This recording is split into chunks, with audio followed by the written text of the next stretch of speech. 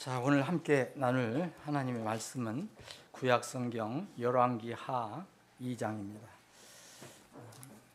여러분들이 근본역 영어 한영 대역 성경 가지고 계신다면 열왕기하 2장 19절, 그러니까 608쪽이 되겠습니다. 608쪽.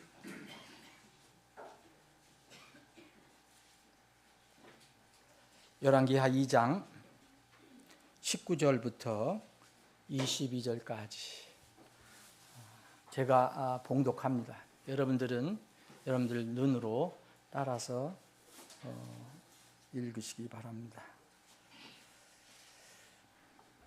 그 도시의 사람들이 엘리사에게 이르되 원하건대 보소서, 내 주께서 보시는 바와 같이 이 도시의 위치는 좋으나 물이 좋지 못하므로 땅이 열매를 맺지 못하나이다 하더라.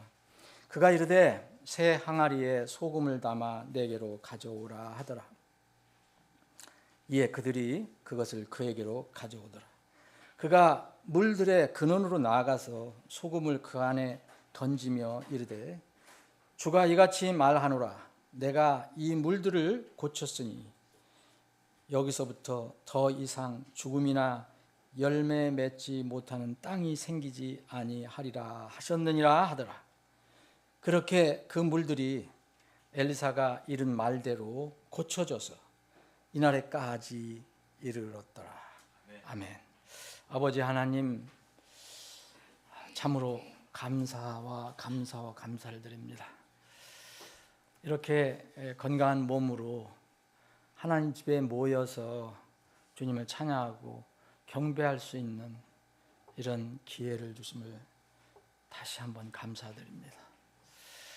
주님께서 우리를 공중으로 불러주실 때까지 저희들이 소원이 있다면 이 땅에서 주님 찬양하고 경배하다가 주님 앞에 서는 것입니다. 오늘도 이런 주님의 은혜 가운데서 주님을 마음껏 찬양하고 경배하는 하루가 되기를 원합니다. 이 시간에 우리에게 또 생명의 양식을 공급해 주심을 감사합니다. 생명의 양식은 사람이 만들어서 줄 수도 없고 오직 살아계신 하나님께서 우리에게 필요한 대로 공급해 주심을 믿습니다. 이 시간 이 말씀을 통해서 우리 사랑하는 지체들, 그리고 이 말씀을 듣는 혼들이 그 마음속에 필요한 영적 자양분이 있다면, 그 양식이 필요한 것이 있다면 오늘 이 말씀을 통해서 각자에게 필요한 양식을 공급해 주시옵소서. 거룩하신 예수님의 이름으로 기도합나이다. 아멘. 오늘 이 말씀은 이 엘리야가 이제 이스라엘의 지도자 그리고 하나님의 예언자인 엘리야가 하늘로 승천함으로써 그의 시대가 이제 끝이 나고 대신 그의 후계자, 그의 제자 엘리사가 대신 엘리야의 그 자리를 맡아서 이제 사역하는 그런 시대가 열리는 그런 배경이 있습니다. 오늘 이 말씀은 우리가 19절부터 22절까지 읽어봤지만 이 엘리사가 새롭게 이제 지도자로서 하나님의 예언자로서 일을 시작할 때 세 가지 기적이 일어난 것을 이 성경이 기록을 하고 있습니다. 바로 전에 우리가 읽은 부분과 바로 전에 이제 그 엘리사가 스승 엘리야가 떨궈 준 그 옷자락을 가지고 물을 쳐서 갈라내는 그런 기록이 되어 있고요. 그래서 이제 엘리사가 이제 엘리야의 후계자다. 그 하나님의 일을 맡은 사람으로서 이제 하나님의 어떤 인증을 받는 과정이 기록이 되어 있고요. 또 오늘 우리가 읽은 이 부분은 두 번째 기적이라고 볼 수 있는데, 엘리사가 어떻게 해서 이 여리고에 있는 사람들의 그 문제점을 해결해 줬는가, 어떻게 축복을 해 줬는가, 어떻게 그 병든 것을 치료해 줬는가를 나타내는 기적이고요. 또 마지막에 우리가 읽지는 않았지만 23절부터 25절까지 있는 것은 엘리사가 이제 저주를 해서 마지막 심판하는 내용을 기록하고 있습니다. 엘리사는 이제 이렇게 사역을 하다가 13장쯤 가서 병으로 이제 죽고 또 사역이 끝납니다. 그 다음에는 이제 또 하나님의 일꾼인 이사야가 또 등장을 하지요. 근데 이 엘리사가 우리에게 보여준 이 기적적인 내용은 오늘 우리가 읽은 부분은 하나님의 축복을 치료에 관한 기적을 알려주고 있고요. 또 우리가 23절부터 25절에는 어떻게 해서 하나님께서 마지막 때 저주하고 심판하실 건가를 우리에게 알려주는 내용이 있습니다. 자, 우리가 읽은 이 부분은 하나님의 사랑과 긍휼을 우리가 살펴볼 수 있고요.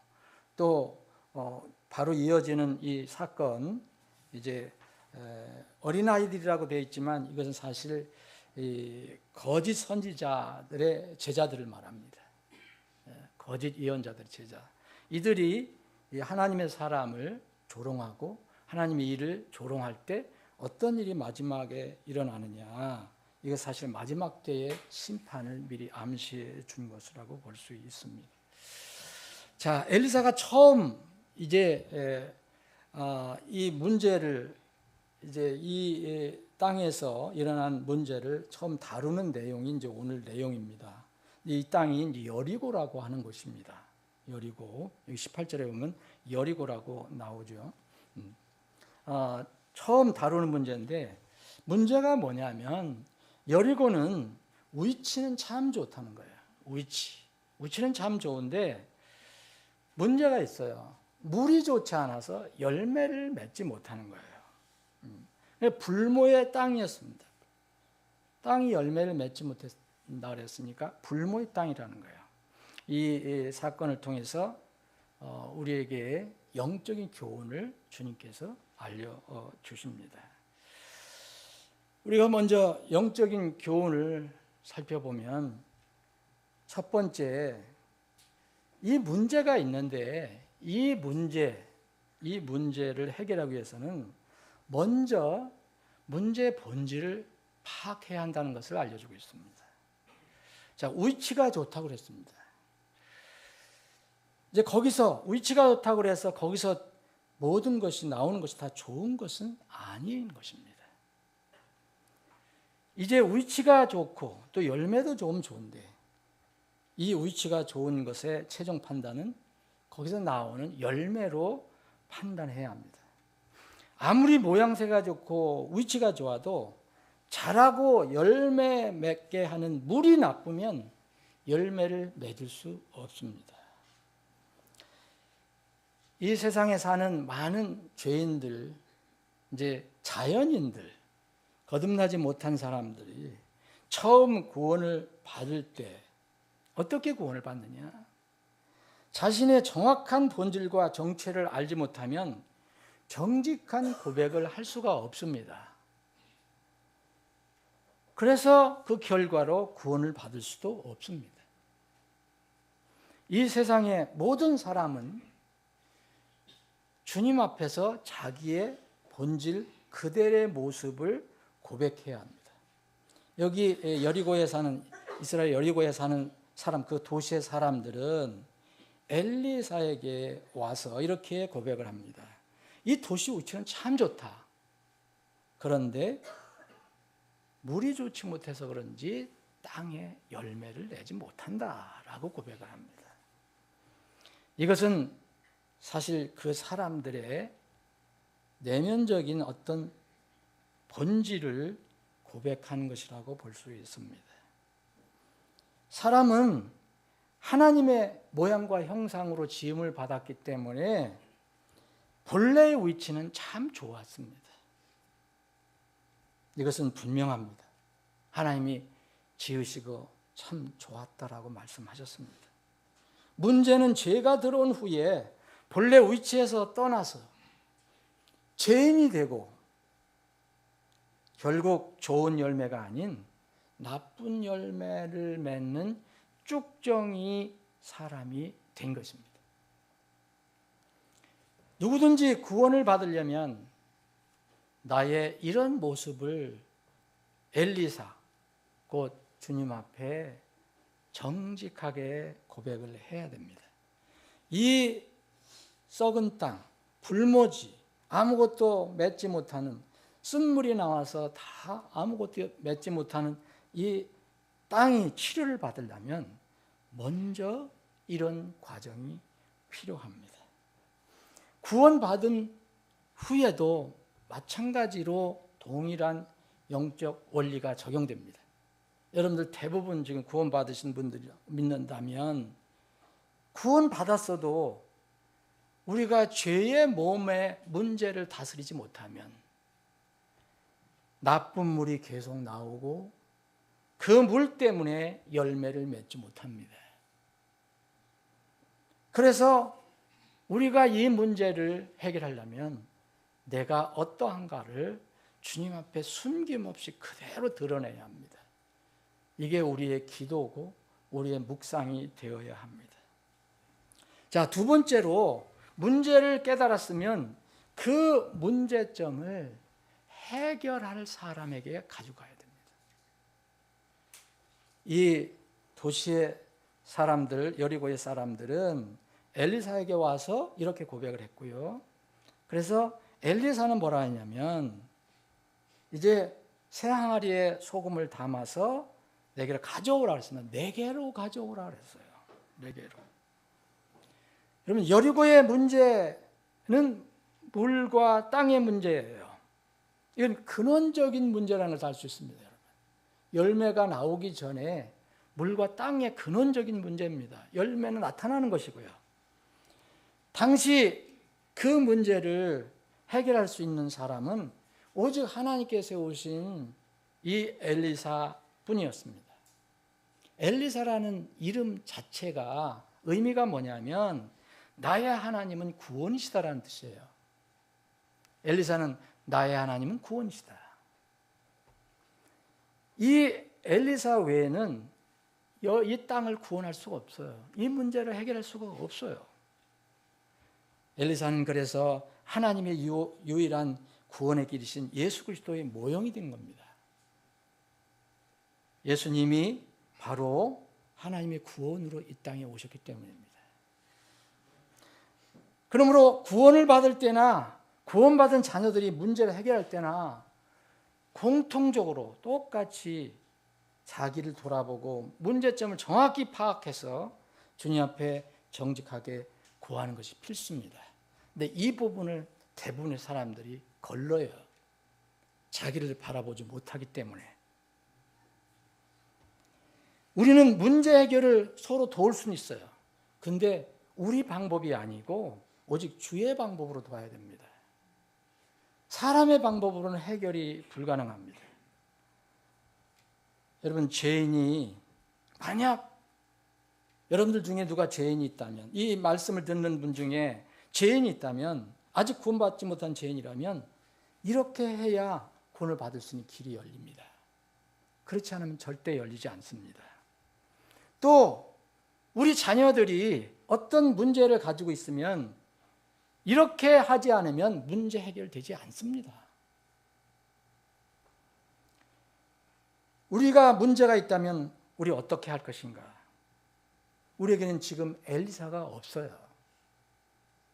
그런 능력자가 없어요. 그러나 우리에게는 구원의 길과 삶의 지혜를 가르치는 하나님의 말씀이 있습니다. 여러분들이 다 그것을 들고 있습니다. 우리가 우리 자신을 정직하게 이 말씀에 비춰보면 우리 문제점을 깨닫게 됩니다. 그 문제를 주님께 맡기면 성령께서 이 기록된 말씀을 통해 우리를 깨우쳐 주시고 문제 해결의 길을 열어주십니다. 사람과의 갈등이 있다 그러면은 문제는 항상 나에게 있는 것입니다. 상대방에게 있는 게 아닙니다. 예수님의 방법으로 하면은 다 해결이 됩니다. 그런데 우리는 항상 나는 덮습니다. 나는 제외합니다. 그리고 먼저 상대방을 바라봅니다. 상대방의 문제점만 얘기합니다. 그래서 갈등이 일어나는 겁니다. 싸움이 일어나는 겁니다. 그런데 물이 나쁘고 땅이 열매를 맺지 못하다는 것은 나의 문제입니다. 상대방이 어떻게 하든지 간에 어떤 문제를 해결하기 위해서는 먼저 문제의 본질을 파악해야 되고 또 문제점을 깨달았으면 그 문제점을 해결자에게 가지고 가야 됩니다. 엉뚱한 사람한테 가져가면 안 됩니다. 세상에 아주 무슨 지혜가 있다 하더라도 그 사람은 어떤 개인의 근본적인 문제점을 해결할 수가 없습니다. 세 번째, 이렇게 그 사람에게 가져갔다면, 그 사람에게 갔다면 그 사람이 명령한 것을 그대로 따라야 합니다. 여기에 20절에 보면 새 항아리에 소금을 담아서 내게를 가져오라 그랬어요. 새 항아리에 소금을 담아 가져오라. 이 명령에 순종해야 합니다. 이 명령에 순종하지 않으면 이 문제 해결되지 않습니다. 그런데 엘리사는 여기서 새 항아리라고 얘기합니다. New cruise. 그냥 쓰던 그릇이 아니에요. 새로운 그릇. 이게 이스라엘 백성들이 뭘 의미하는지 알았겠죠? 이 새 항아리, 이 항아리에다가 뭐를 가져오느냐면 소금을 담아 가져오라 그랬습니다. 인생의 근본적인 죄 문제는 율법의 옛 그릇으로는 해결할 수가 없습니다. 새 포도즙은 새 부대에 담으라고 주님께서 말씀하셨습니다. 오직 옛 율법을 성취하신 새 항아리가 되신 예수님만이 하나님의 은혜의 통로가 되십니다. 나는 길이요 진리요 생명이니 나로 말미암지 않고서는 아버지께로 아무도 아버지께 오지 못하느니라 그랬습니다. 오직 새 항아리에 담긴 소금이 여리고를 살릴 수 있습니다. 썩은 여리고, 열매 맺지 못하는 여리고, 그 땅을 살릴 수 있습니다. 그렇게 새 항아리에 담긴 소금이 여리고를 살린 것처럼 세상의 썩음을 막기 위해서 영원한 언약의 소금으로 오신, 이 구약에 보면 예수님을 언약의 소금으로 지칭합니다. 여러분들이 이해를 그렇게 하시면 됩니다. 번제에 언약의 소금을 넣어라 얘기했습니다. 예수 그리스도를 의미합니다. 이 영원한 언약의 소금으로 오신 예수 그리스도만 사람의 근본 문제, 죄 문제를 해결할 수가 있습니다. 그래서 죄인이면 종교의 옛 항아리를 버려야 합니다. 새로운 은혜의 새 항아리에 소금이신 예수님을 담아서 하나님께 나아가야 합니다. 이래야만 문제를 해결할 수 있습니다. 네 번째, 마지막으로 해야 할 일이 있습니다. 새 항아리에 담아온 소금을 어떻게 해야 됩니까? 이 물이 나쁘니까, 물은 뭘 얘기합니까? 물은 솟아나는 것이 있습니다. 그 솟아나는 물의 근원에다가 그 새 항아리에 담아온 소금을 뿌려라 그랬습니다. 그래서 이 새 항아리에 소금을 담아 이제 엘리사를 가져왔더니 엘리사가 그가 물들의 근원으로 나아가서 소금을 그 안에 던졌습니다.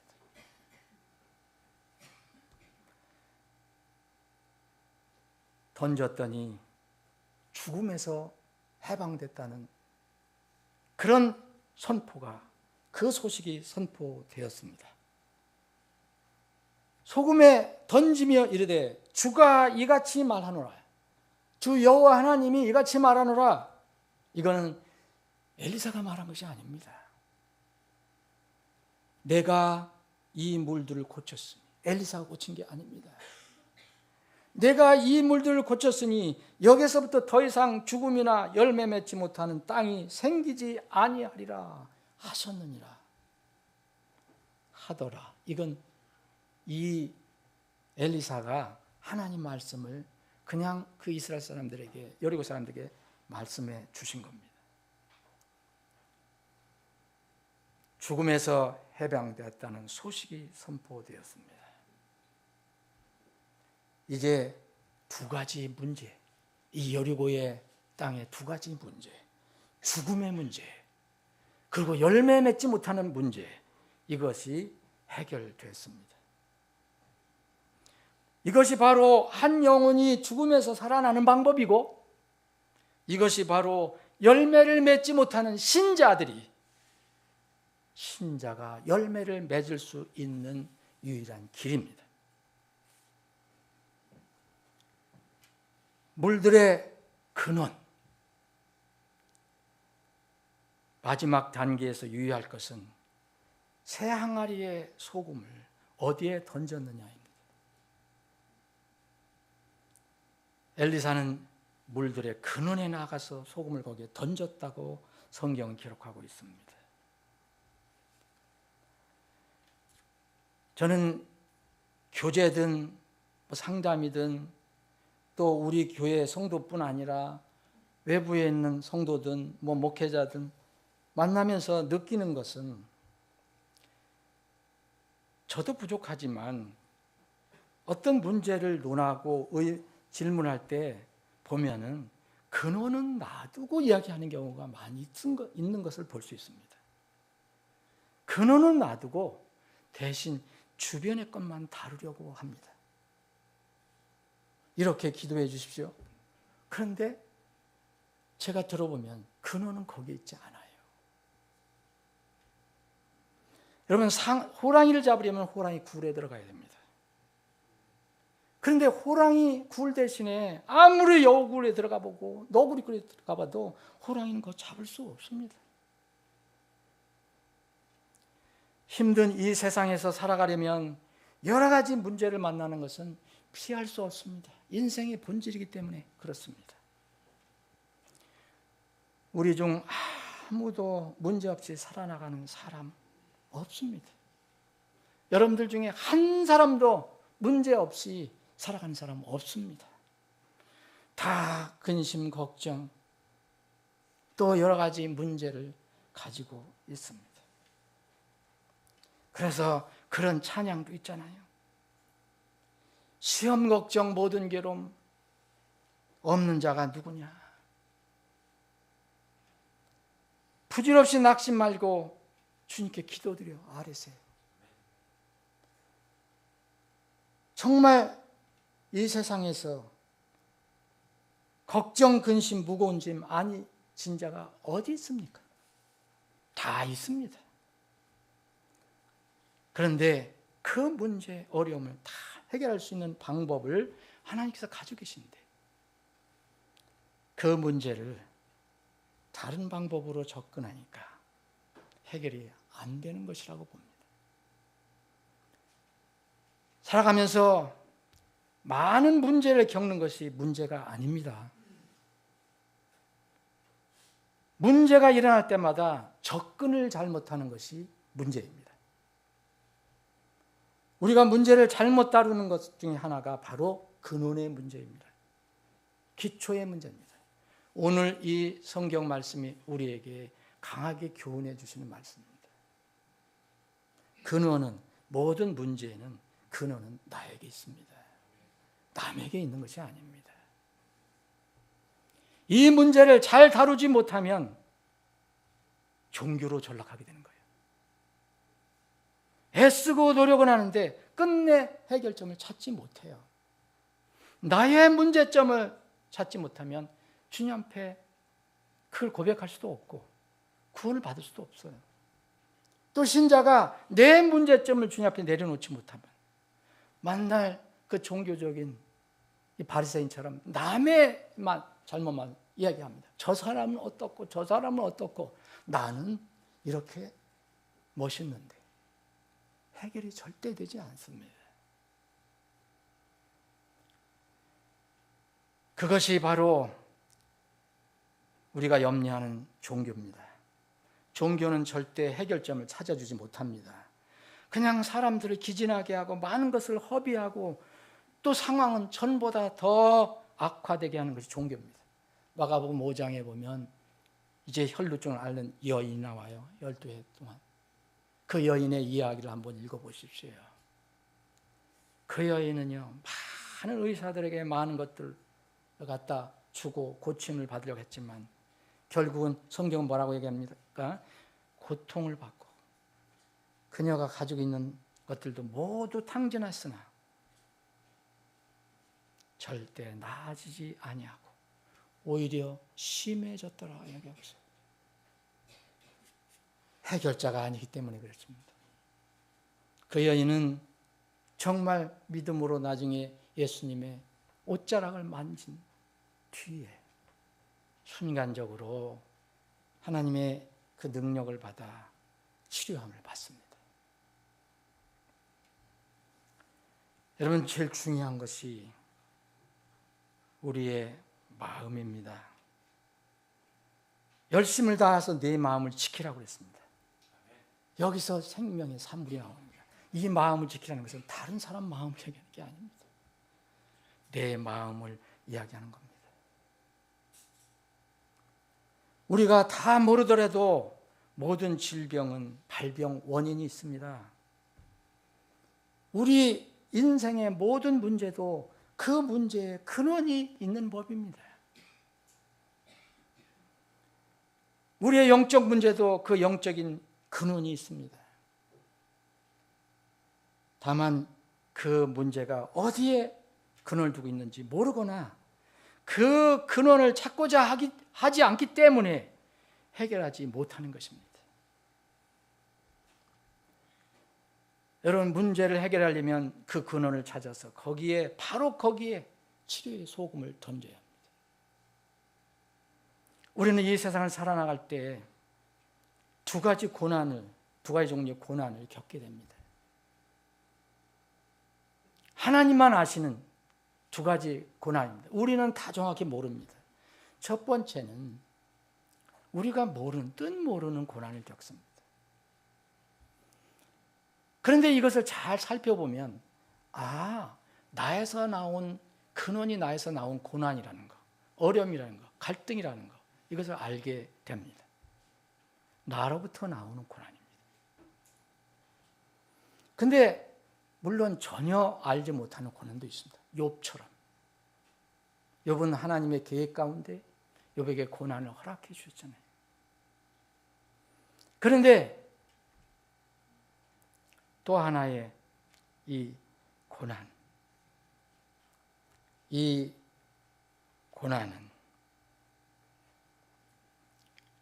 이 세상에서 우리가 믿음으로 살 때 얻는 고난이 있습니다. 이것을 베드로 전후서에 자세히 기록해 놓고 있습니다. 이 고난을 내가 믿음으로 살 때 고난을 받는다. 내가 믿음으로 살 때 갈등이 일어난다. 그러면은 행복하라고 그랬습니다. 행복한 자라고 그랬습니다. 기뻐하라고 얘기했습니다. 왜냐하면 주님께서 허락하신 거고 끝내는 보상이 있다고 말합니다. 이것은 해결 방법이 없습니다. 고난을 그냥 겪는 겁니다. 믿음으로. 근데 우리가 땅이 썩어서 열매를 못 낸다. 우리 삶 속에서 전혀 열매가 나오지 않는다. 그러면은 그건 믿음 문제가 아닙니다. 반드시 나를 바라봐야 합니다. 왜 이런 이야기를 하면 사람들이 싫어하는지 여러분들 아십니까? 다른 사람을 얘기해 줘야 되는데 자꾸 어떤 사람의 당신의 문제라고 얘기하니까 싫어하는 겁니다. 여러분, 구원받지 못하는 사람의 결정적인 문제는 당신은 죄인입니다라고 그걸 인정해야 합니다라고 이걸 싫어합니다. 그리고 고집스러운 신앙 고백은 했지만 정말 구원받았는지 안 받았는지 저는 모르겠지만 신앙 고백한 그리스도인이 문제가 있는데 분명히 내가 봐도 문제가 있는데 문제가 자꾸 일어나는데 본인은 그걸 느끼지 못합니다. 여전히 자기는 덮어두고 다른 문제를 얘기합니다. 절대 열매가 나오지 않습니다. 절대 열매를 맺을 수가 없습니다. 왜냐하면 구원을 받았다 하더라도 그 땅이 지금 쓰고 쓴물이 나고 지금 열매를 맺지 못하는 그런 땅이기 때문에 그렇습니다. 사랑하는 여러분, 여러분 중에 혹시 구원은 관심은 있지만 아직 구원받지 못한 상태에 있다면 그 근원적인 문제가 무엇인지 진지하게 살펴봐야 합니다. 아마도 첫 번째, 자신의 상태를 정확히 모르거나 정직하게 인정하지 않는 것이 구원받지 못하는 근원이 됩니다. 그 사람에게 자기를 인정하지 않습니다. 내가 왜 죄인이냐고 인정을 하지 않습니다. 여리고 사람들이 비참하고 절망적인 자신의 상태를 모르면 엘리사를 만날 수도 없고 또 이 시대에 자기가 무서운 죄삭을 치러야 할 죄인이라는 것을 인정하지 않는 사람들은 절대 구원주 예수 그리스도를 만날 수 없습니다. 여러분, 예수님이 계셨을 때 그 많은 사람들이, 그 종교인들이 예수님을 얼마나 자주 만났습니까?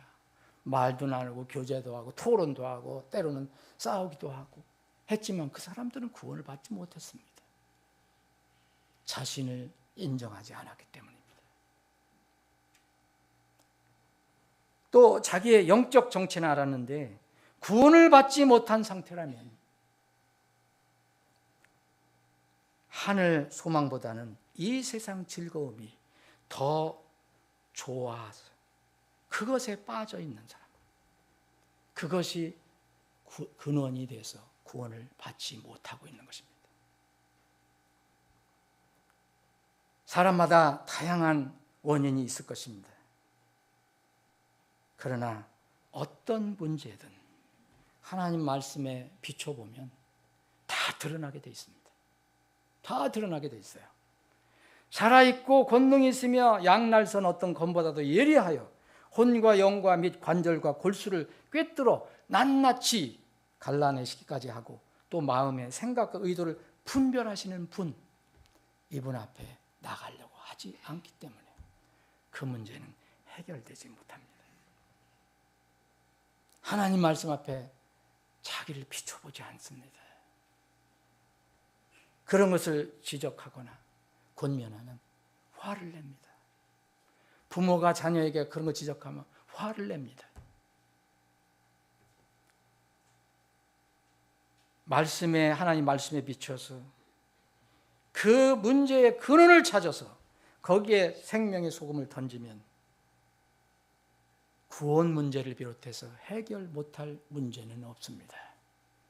믿음으로 의로운 생활 때문에 예수님의 이름으로 고난을 받는 것, 그런 거 외에는 그거는 오히려 행복한 것이고 또 우리에게 좋은 것이라고 주님께서 말씀하셨습니다. 여러분 중에 혹시 신앙 고백과 형식은 있는데 여러분들 진짜 믿음의 기쁨이 없거나 활력이 없다면 한번 여러분들 점검해 보시기 바랍니다. 만약 그렇다면 분명히 거기에 문제의 근원이 도사리고 있습니다. 어떤 사람은 주님의 곁에서 멀리 벗어나 세상 가운데 있을 것입니다. 이 사람들은 절대 구원받아서도 구원의 기쁨 못 느낍니다. 이 예배의 즐거움 못 느낍니다. 오히려 짐이 됩니다. 또 어떤 사람은 주님을 주로 모시지 않고 신앙 고백은 했는데 자신이 주가 되어 살아갑니다. 이 사람 절대 구원의 기쁨 없습니다. 주님께 예배드리는 기쁨, 의미도 찾지 못합니다. 그거 뭐 쉽게 벗어버립니다. 쉽게 세상 일이 있으면 안 해버리고 맙니다. 저는 여러분의 근원적인 문제를 다 알 수 없습니다. 그 문제는 오직 주님만 아실 수 있습니다. 그래서 우리는 먼저 주님 말씀에 자신을 비추어서 영적 상태를 파악한 후 바로 그것에 소금을 던져야 합니다. 소금이라도 근원이 아닌 곳에 엉뚱한 데 변두리에 던지면 아무 소용없습니다. 낭비입니다. 그럼 효력이 없습니다. 여러분의 영적 상태를 정확히 파악해서 정직하게 고백하고 주님께 그분의 소금, 곧 말씀으로 근원을 치료해 주시도록 주님께 나아가야 합니다.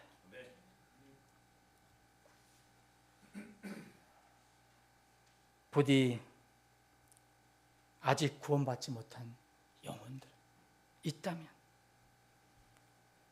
이 천하 만물과 바꿀 수 없는, 세상의 모든 것을 주고도 바꿀 수 없는 이 소중한, 정말 중요한 구원을 받기를 바랍니다. 신자라는 이름을 가지고 있으나 전혀 다른 사람하고 섞이도 못합니다. 전혀 주님을 섬기는 게 없습니다. 만날 나 중심의 삶만 삽니다. 내 고집만 얘기합니다. 한 번도 구원받고 나서 주님을 섬긴다는 것을 표현할 수가 없습니다. 그럼 그 사람은 구원을 다시 점검해야 합니다. 변화가 없고 삶의 변화가 없고 주님을 섬기지 못한 사람들은 과연 그 원인이 어디에 있는가를 살펴봐야 합니다. 주의할 거 있습니다. 반복해서 말씀드립니다. 이 문제를 찾을 때 절대 남을 먼저 보지 마십시오. 문제는 내 자신 안에 있습니다. 내 자신 안에 먼저 문제를 찾아보고 그러면 남의 문제점, 잘못도 우리가 관대하게 바라볼 수가 있습니다.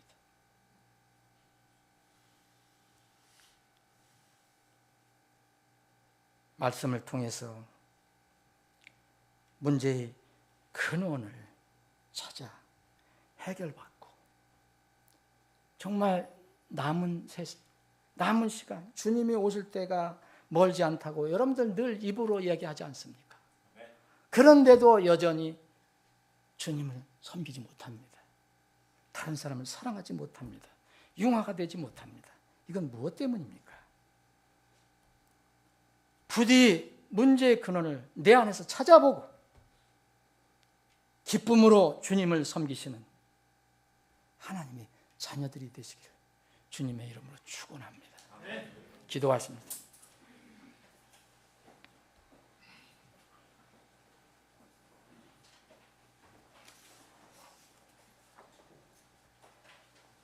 여러분들 각자 오늘 기도하는 시간을 가져보시면 좋겠습니다.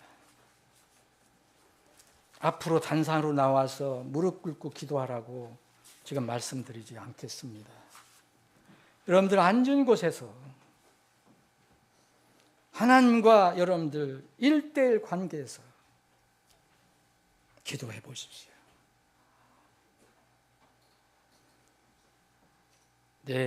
나의 삶의 땅이 지금 거의 죽은 상태고, 그래서 물이 써서, 물이 좋지 않아서 나의 삶에서 열매가 나오지 않는다면,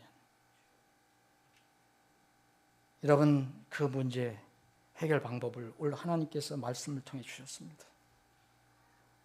문제의 본질이 어디 있는지 파악해 보시고,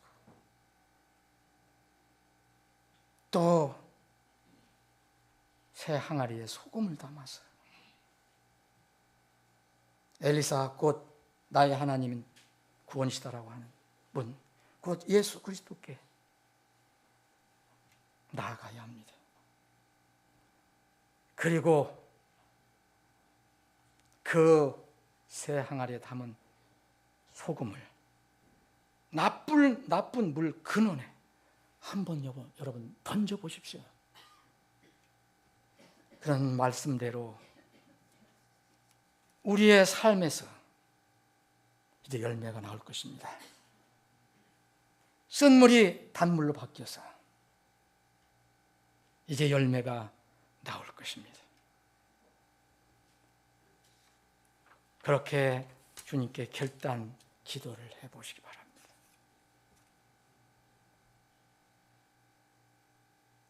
살아계셔서 역사하신 하나님 아버지, 저희들은 우둔하고 연약해서 이 땅을 살아갈 때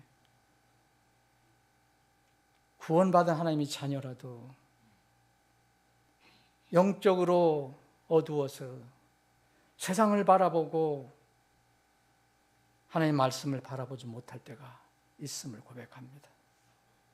그 열매가 쓰고 또 죽정이라는 것을 우리가 보면서도 인정하지 않고 살아갈 때가 있음을 고백합니다. 주님, 우리의 문제를 주님 앞에 내려놓습니다. 정직하게 고백합니다. 주님, 우리의 문제를 다루어 주시옵소서. 주님께서 주님의 방법으로 다루어 주셔서 이제 좋은 물이 되게 해주시고 단물이 되게 해주셔서 그 단물을 통해서 이제 우리 삶에서 열매가 나타나게 해주옵소서. 열매를 풍성히 맺는 하나님의 자녀들이 되게 해주옵소서. 우리 교회가 되게 해 주시옵소서. 예수님의 이름으로 기도합니다.